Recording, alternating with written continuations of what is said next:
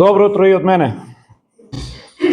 Сакам од денеска да започнам со серија проповеди за Давид, цар Давид.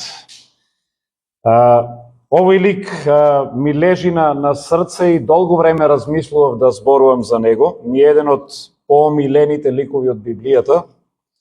И затоа сакав не само една проповед, туку неколку проповеди поред да зборувам за него. И ќе започнеме од делот каде што за прв пат се спомнува Давид, каде што пророкот Самуил оди и го помазува, но пред да го читаме тој текст, сакам да споделам некои интересни информации за цар Давид. Нешта кои што се уникатни, а можеби не сте забележале. И ако се прашувате кој е цар Давид, еден мал вовед, евреите кои што беа околу 500 години робови во Египет, знаеме дека беа ослободени преку Мојсей и заминаа во ветената земја, во Хананската земја. Таму обиколени со други народи кои што веќе си имаа своји цареви, во тоа време тие беа водени од пророци и од судии. Но израелскиот народ сакаше да биде како другите народи. И тие упорно бараа, сакаме да ни поставиш цар. Сакаме цар да не води. Иако тоа не беше Божјата волја, Бог реши да им угоди и најнапред првиот цар кој што беше на израелскиот народ што беше поставен, беше цар Саул. Но цар Саул за жал не беше послушен на Бог, не му беше угоден и Бог реши да се избере цар како што пишува според неговото срце. И тогаш беше избран цар Давид. И еве тоа е ликот за кој што ќе зборуваме.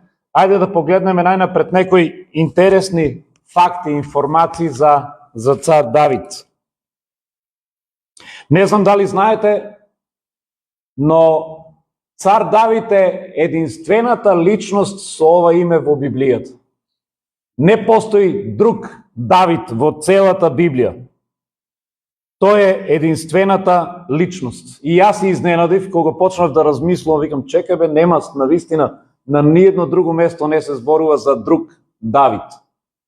Друга интересна информација е дека Давид е второто најспомнувано име во Библијата. Што мислите, кој е првото? Исус. Точно така. Давид се спомнува дури 970 пати. Во Стариот Завет околу 900 пати, во Новиот Завет околу 70 пати се спомнува цар Давид. За споредба, Мојсей се спомнува околу 800 пати, Јаков околу 360, Саул 350. Неговото име исто така се спомнува во повеќе од 20 библиски книги.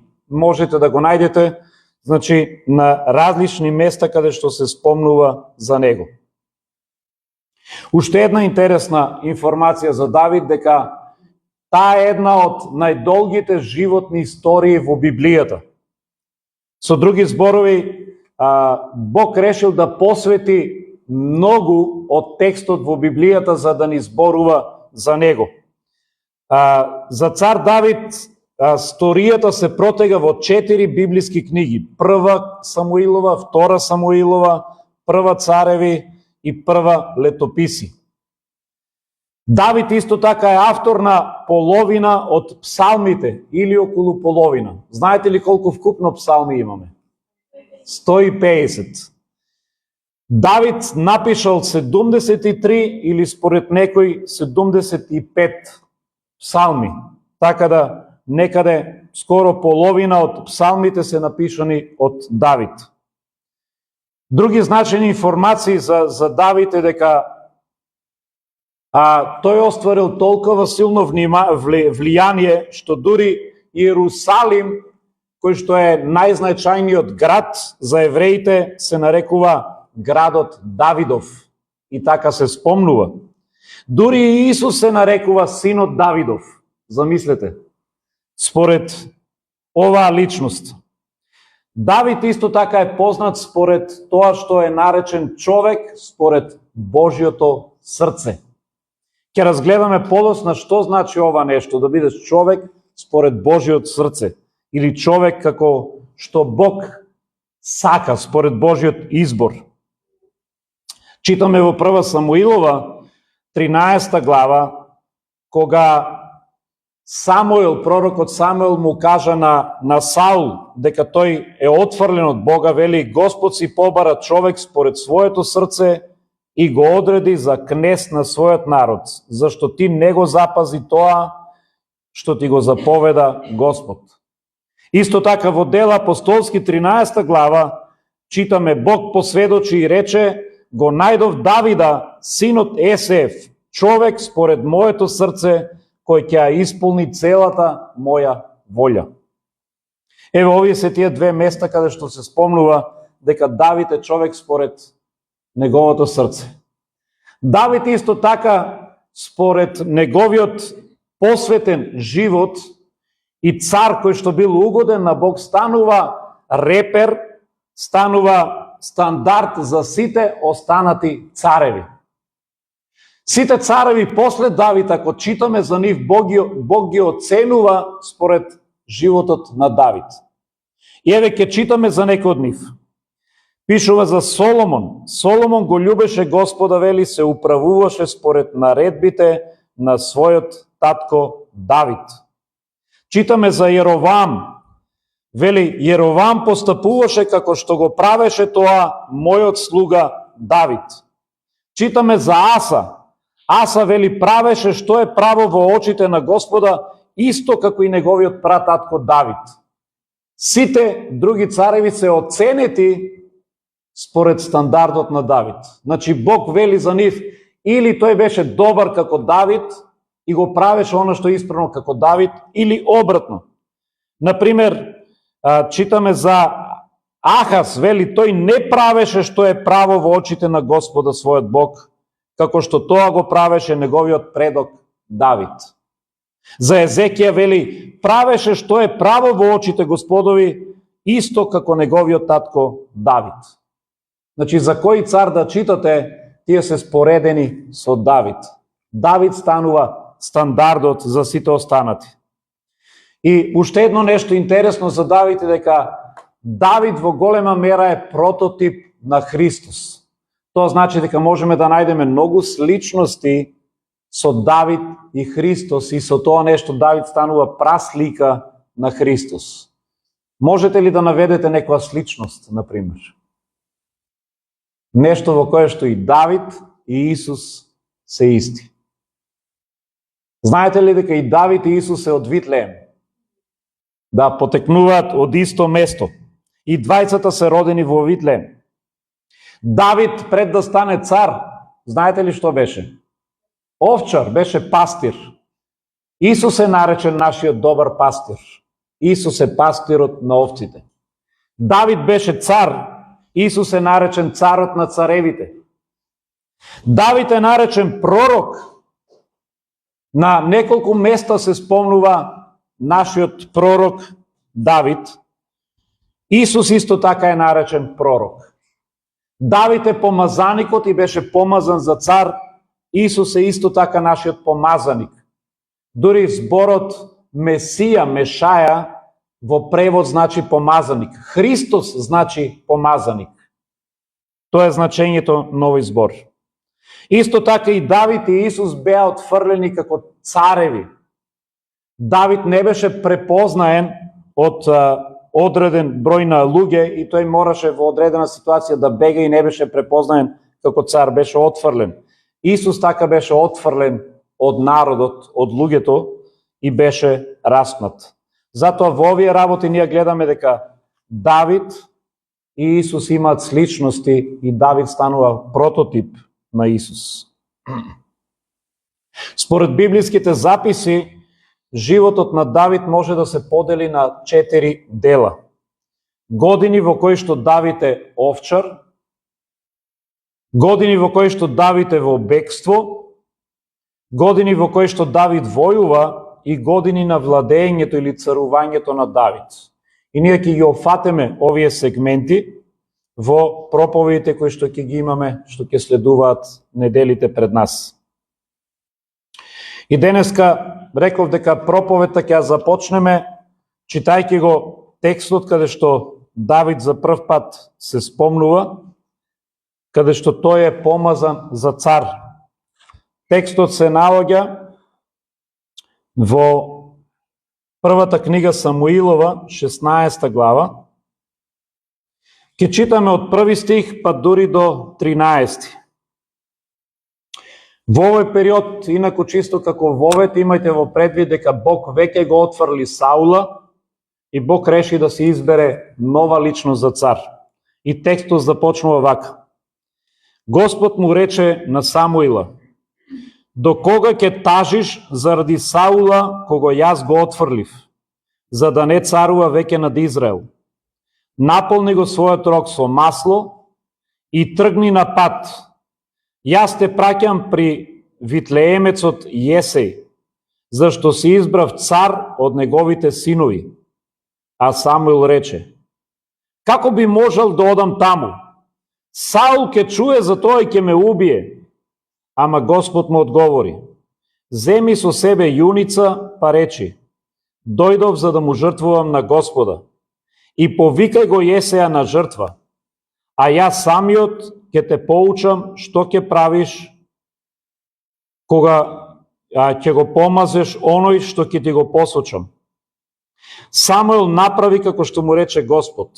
Кога дојде во Витлеем, градските старешини му дојдоа треперејки во пресред и го прашаа: значи ли мир твоето доаѓање? Самуил одговори: да, мир. Дојдов да му жртвувам на Господа. Очистете се и дојдете со мене на жртвата. Потоа ги очисти Јесеја и неговите синови и ги повика на жртва.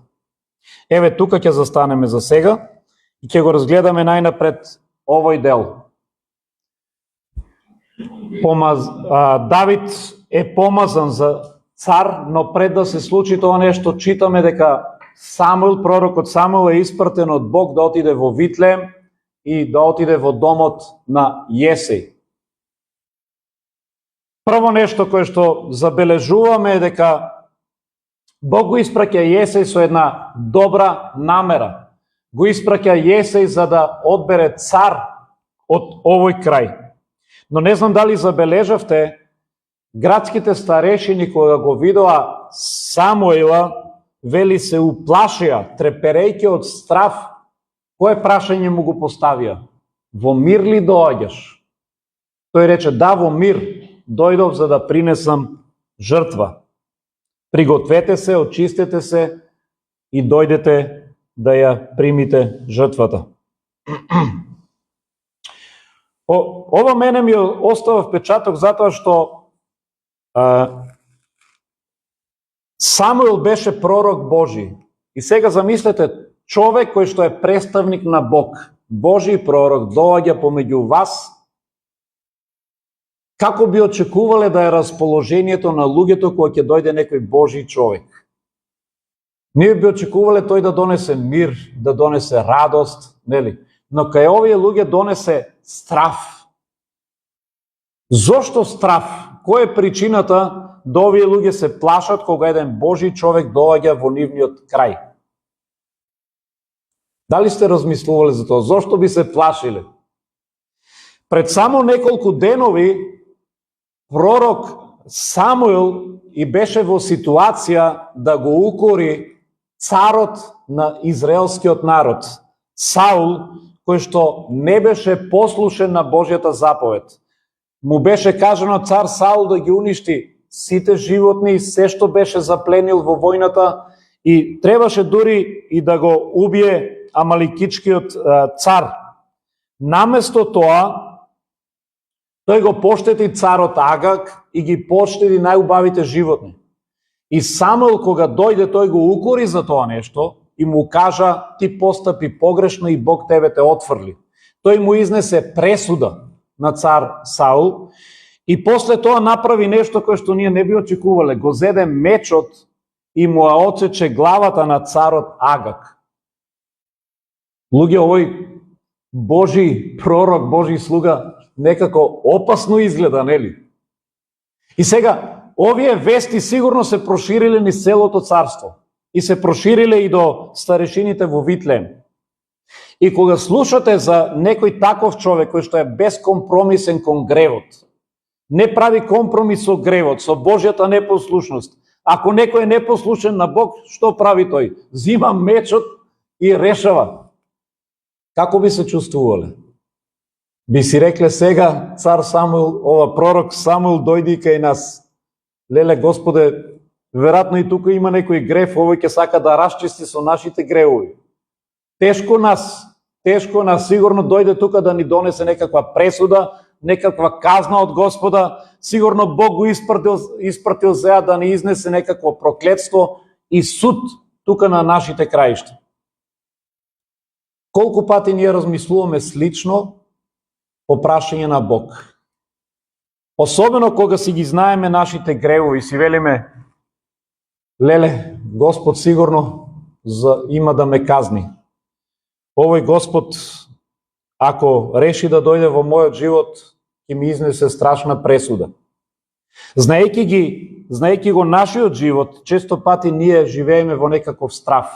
И затоа многу пати дури и луѓето го гледаат Бог како некаков, можеби, космички полицаец, кој што чека само да сгрешиме во нешто и одозгоре со пендрекот. Аха, поглава, сега ќе те казнам, сега ќе видиш.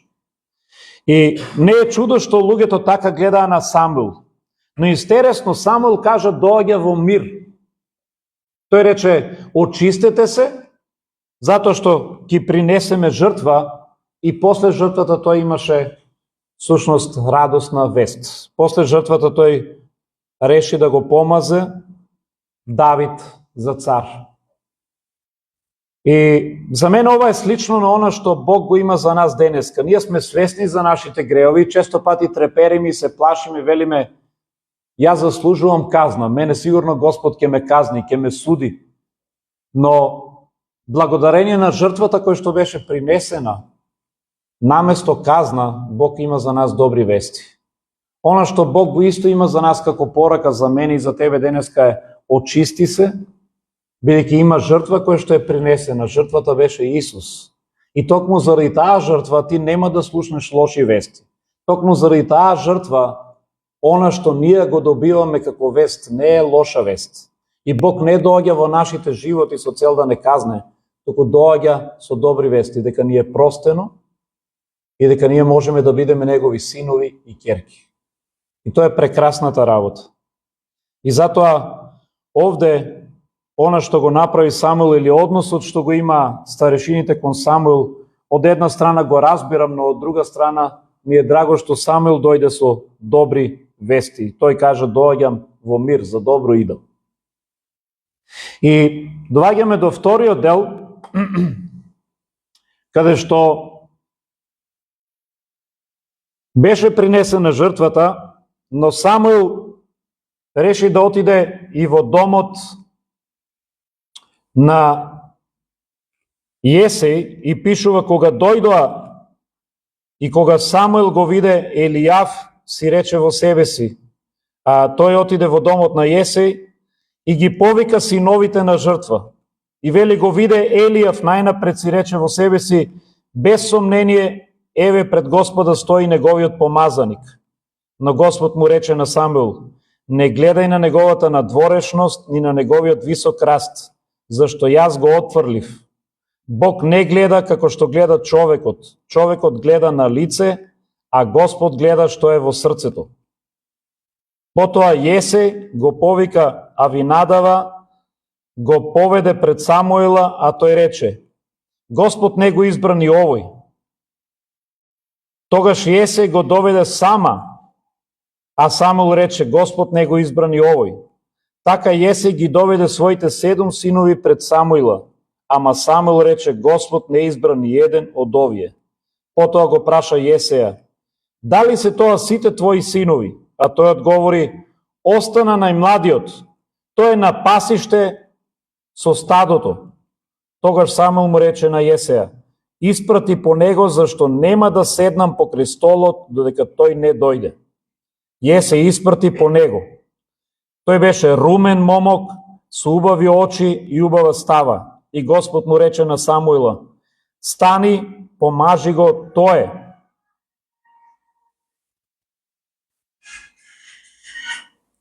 Самуил го зеде рогот со масло и го помаза среде неговите браќа. Господовиот дух Господ опфати Давида од тој ден, а Самуил тргна на пат и отиде во Рама.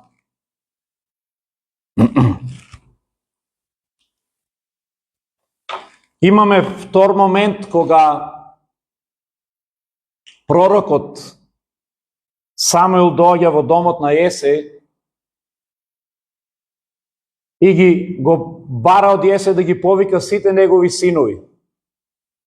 И тука имаме една втора лекција која што треба да ја научиме, нешто што можеби на почеток го зборуваше и Оливера, дека Бог не гледа на лице, а во срцето. Овде има еден текст кој што често пати е цитиран, многу познат текст. Пророк Самуил, замислете, побарува да ги донесе синовите Јесе пред него. И кој е неговото размислување? Тој го донесува први најголемиот син, строен, убав, висок. И Самуил си вели: ова мора да е царот. Овој сигурно Бог ќе го избере. Но не беше така. Самуил гледаше на надворешноста. Тој направи проценка на основа на надворешниот физичкиот изглед, на убавината, на стројноста, на големината на ова момче и си велеше: ова е прилика за цар. Но погледнете што Бог му кажа.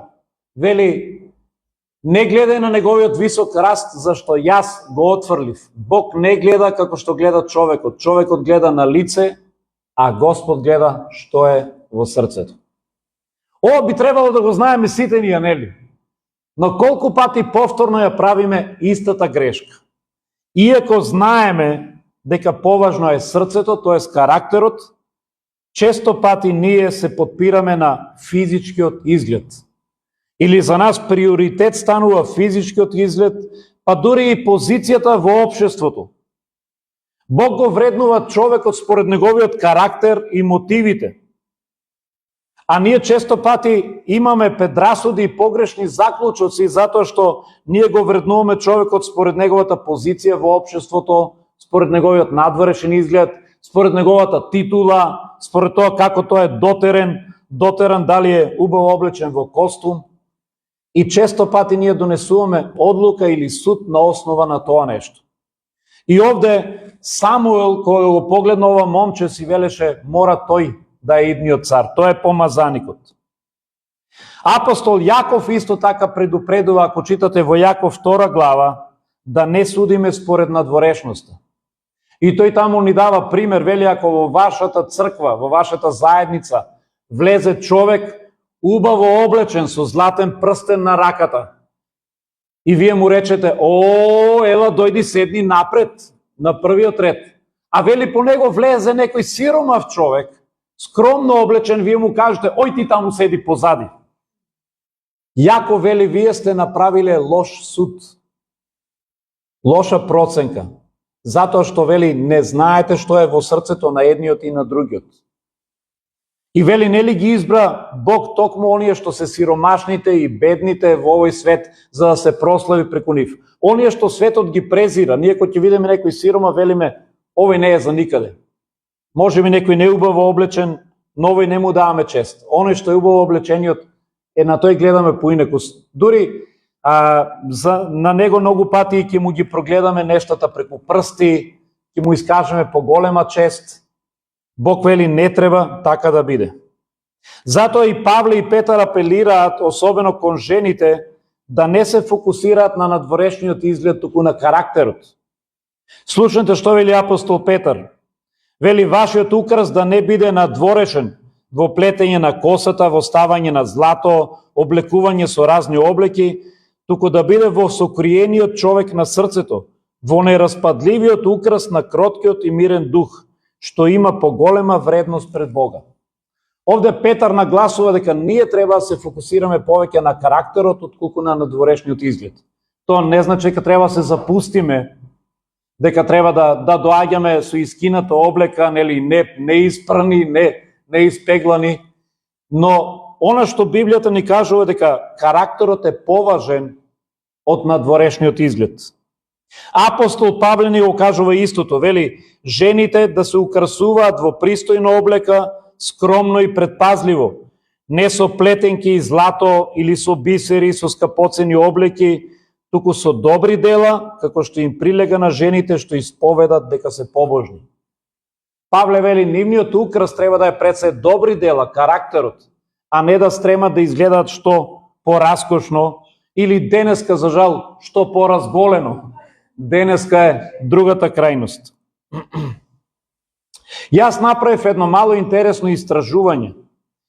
Ние сите велиме дека на нас не ни е, важен изгледот, туку карактерот на човекот.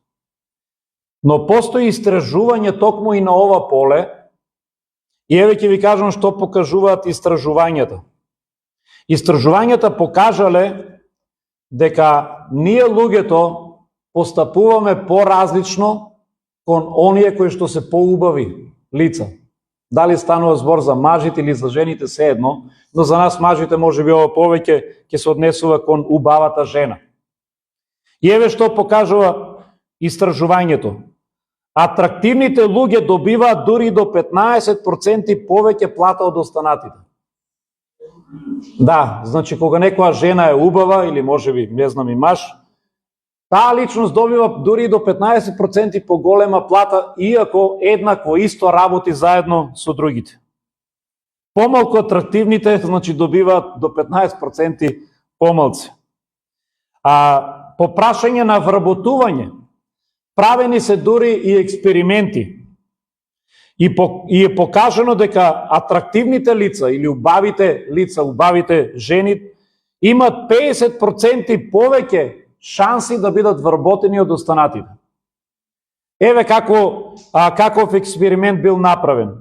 Им било дадено на комисија која што одлучува за интервјуа, им било дадено CV, значи листови со информации за личност што аплицира за работа.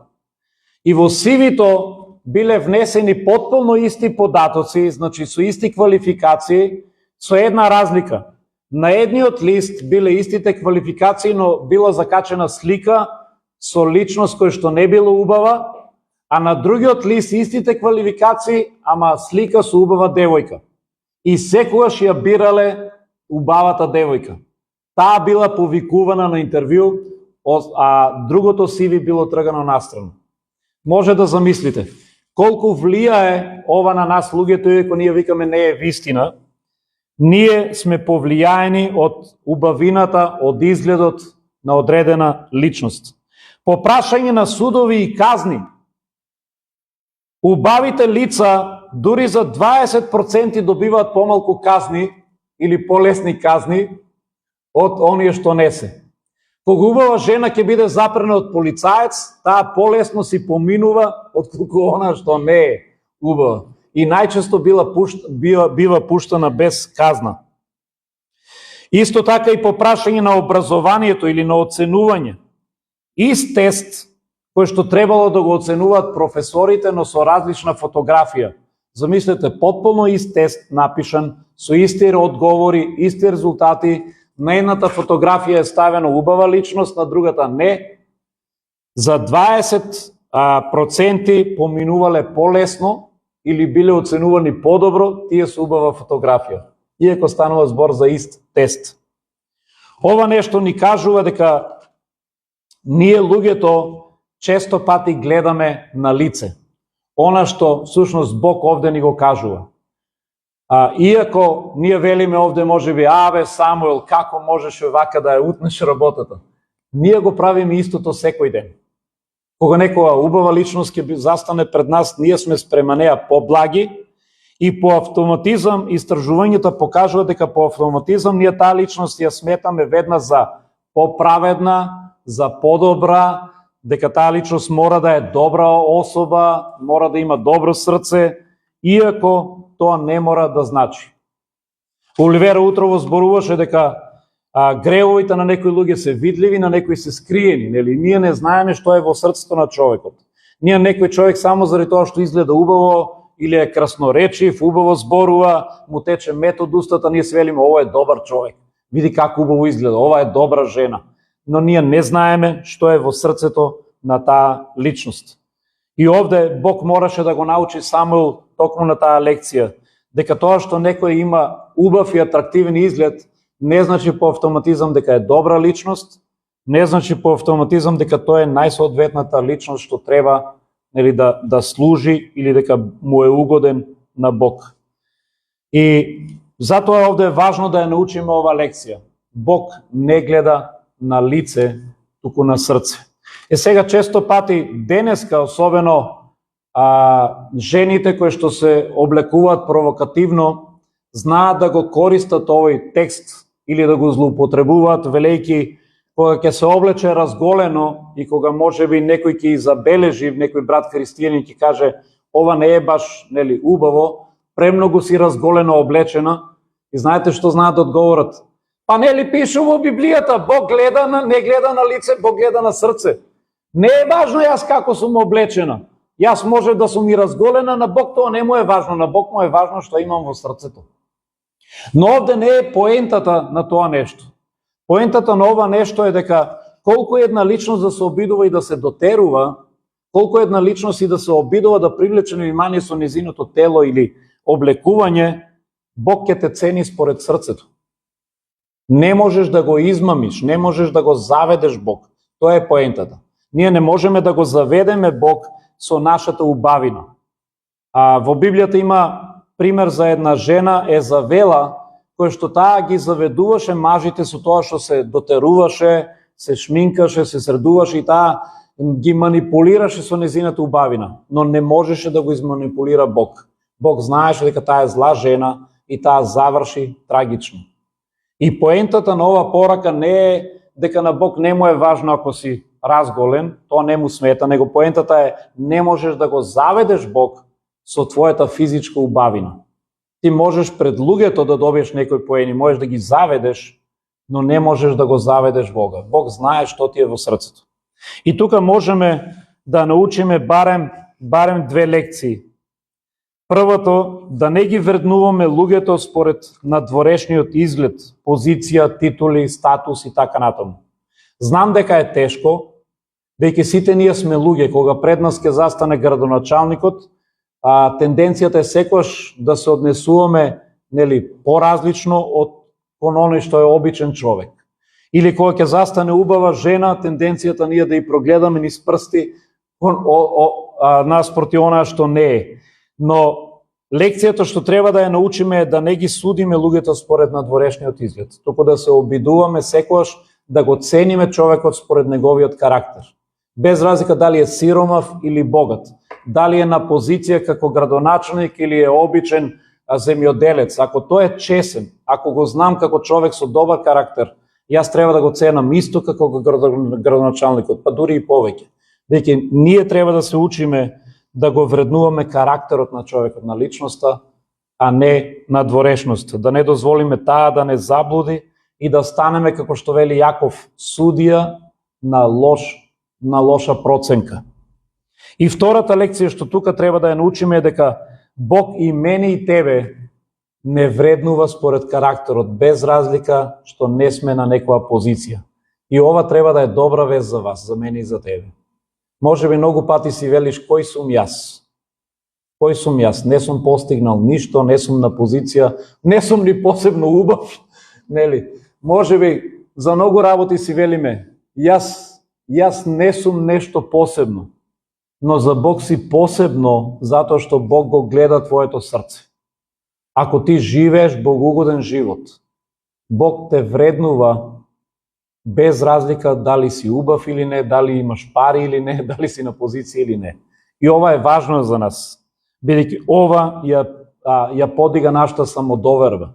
Тогаш знаеме дека во Божите очи сме ценети. И ова треба да ни помогне да разбереме колку сме сакани од Бог и колку Бог не вреднува. Затоа е за мене една важна лекција оваа втора точка, дека Бог гледа во срцето, а не на надворешноста. Охрабри се, дури да немаш титули, дури да немаш многу пари, дури да не си на позиција, Бог го гледа твоето срце и тоа е важно. И тоа не води кон третото нешто, а тоа е односот на Давид од страна на неговото семејство. Гледате, Бог знаеше што има во срцето на Давид. И затоа Бог му кажа на Самуел, овој е помазаникот, сакам него да го помазаш. Тој е идниот цар, тој е мојот избор. Сакам него да ми го помазаш. Но дали тоа го препознаа неговите блиски? Како се однесуваше неговото најблиско семејство кон Давид? Читаме кога поминаа сите синови, сите 7 синови поминаа еден по еден и требаше да направи проценка Самуел за нив, ниеден од нив не беше избран од Бог. И на крајот Самуел вели, дали се ова сите твои синови? Јесеј сметаше дека тој го дал најдоброто. Знаете, кога ви нудат, замислете дома да имате на било што на продажба коли, било што и вие ќе го понудите најдоброто или треба да нешто друго продавате и на крајот веќе нема што, викаш па јас го понудив тоа што го имав најдоброто, на крајот викаш ајде и тоа што не е добро и тоа ќе го понудам. Слично беше и овде. Јесеј сметаше дека тој веќе го понуди најдоброто. Па тоа ми се синовите што имам да ги понудам. Но погледнете, на крајот вели тој одговори, остана најмладиот, а тој е на пасиште со стадото. Давид беше толку неценет во неговото семејство, што тој беше испратен да врши работа на слуги. Во тоа време, по големите семејства, ова работа е даваа на слугите. Слугите одеа на пасишта. Тие одеа да ги пасат стадата, а не синовите. Но овде Давид беше ставен на ниво на слуга, беше испратен тој да ги пасе овците. И дури, замислете, во тоа време, па и денеска е така, било традиција, било важно кога ќе се принесе жртва, кога станува збор за еден таков религиозен чин, било потребно целото семејство да биде присутно. И Јесеј дури не ни сметал за должност дека треба и Давид да е тук.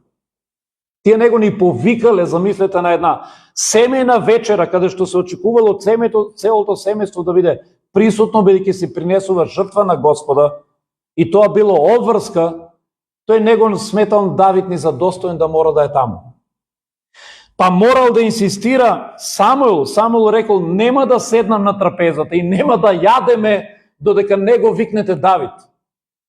Јас можам да претпоставам, веројатно, Јесеј може би спорел околу него. Дебе се, ајде, онен мал таму, ајде сега, мора ли он да иде? Нели може да почнеме без него? Не. Самуел рекол, додека тој не дојде, нема да седнам и да јадам. Нема никој да чепне од вечерата. Има да чекаме тој да дојде.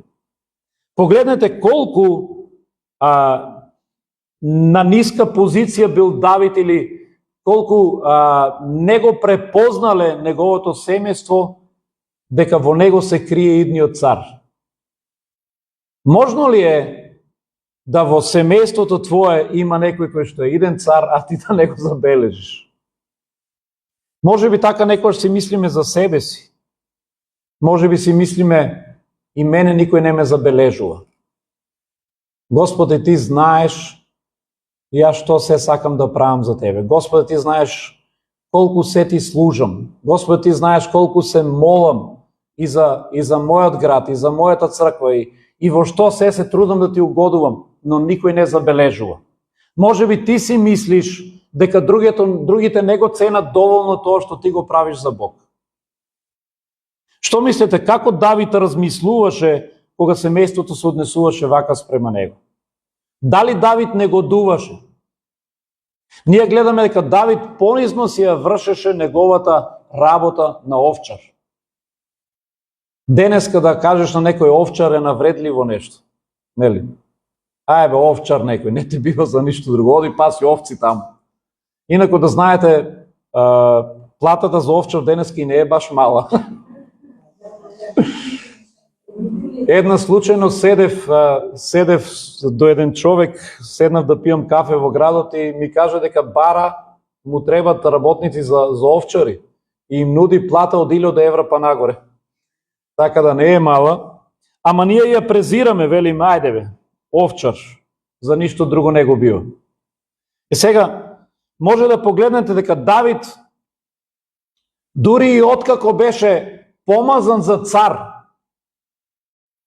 тој се врати назад, читаме се врати назад и тој си ја продолжи својата работа како овчар. Да бевме јас и ти, како ќе постапевме? До сега сум бил овчар, сега ме кандидират за градоначелник, ме помазуваат, викат, ти ќе бидеш сега главниот. И што ќе кажем? Видете ли бе, Ај сега да ве видам, гледате ли, Гледате ли кој сум, гледате ли? Има сега да видам. Овчар, не се враќам веќе там. Не се враќам да ми принесете сега тука еден престол. Не, Давид си продолжи со неговата служба. Тој си продолжи како овчар. Тој веднаш не ја доби позицијата на цар. И не се бунеше, не рече од сега натаму него работам ова нешто. Давид покажа понизност, бидејќи Бог го знаеше неговото срце и тој знаеше дека со неговото срце тој сака на Бог да му е угоден. И за нас тоа треба да е важно. Може би луѓето наоколу многу пати нема да препознаат тоа што ние го правиме. Тоа што ти лично го правиш, да не зборувам како заедница, како црква. Понекогаш може би ти лично се чувствуваш како да доволно не ти е искажано чест или благодарност за тоа што го правиш. Си велиш колку добри правам, колку работи правам, и се молам, и Господи што се правам и дома, и правам и за децата, и правам, не знам, и за сопругот, за сопругата, и правам и за црквата, и правам и за Тебе, Господи, и за градот. И како доволно да не ти е дадено чест или искажана благодарност. Но не е важно. Бог го знае твоето срце. И важно е дека во Божите очи ти си помазаникот. Тој те помазал да му служиш. Ние не сме Христос, но сепак Библијата кажува на едно место дека ние сме царско свештенство. Дека сме избран народ. Јас и ти сме избрани во моментот кога ние го припатиме Христос за спасител. Ние спаѓаме во категоријата на царско свештенство. Ние сме избрани да му служиме на Него и да ја прокламираме радосната вест. Да го представуваме Него. Ние сме Неговите помазаници. И ќе има ситуации кога можеби ќе се чувствуваме како да не ни е искажано доволно благодарност, како луѓето да не можеби препознаваат, па сепак и покрај сето тоа нешто Бог е со тебе. Тоа е важното. Јас дури се обидувам да се ставам во кожата на Давид. Ајде замислете малку, вие сте таму помеѓу тие 7 синови, без разлика што некој од вас не сте синови, туку сте керки, нели? Но замислете, доваѓа сега, влегува во просторијата тука човек кој што е Божји пророк и вели, Бог ми испрати, еден од вас треба да изберам денеска да му биде Божји слуга, да биде Божји служител и да влезе во полновремена служба. Не знам кој е тој, но наредете се тука, Бог ми кажа да поминувам покрај вас, еден по еден, и Бог ќе ми посочи кој од вас треба да го изберам денеска. Како ќе се чувствуваш кога ќе минува тој покрај тебе? Какви мисли ќе имаш во срцето? Дали ќе си викаш, дај Боже мене да ме избере, мене да ме избере, мене да ме избере? Или ќе си викаш, не само мене, немој само мене да ме избере. Искрено те прашам, дали ќе се радуваш ако тој дојде и ја стави раката врз тебе и каже, ти си избраниот, Бог сака ти да му служиш? Дали ќе се чувствуваш привилегиран? Дали ќе се чувствуваш почестен, почестена? Дали ќе кажеш, Господи, јас не сум достоен, зошто мене? Не сум достоен.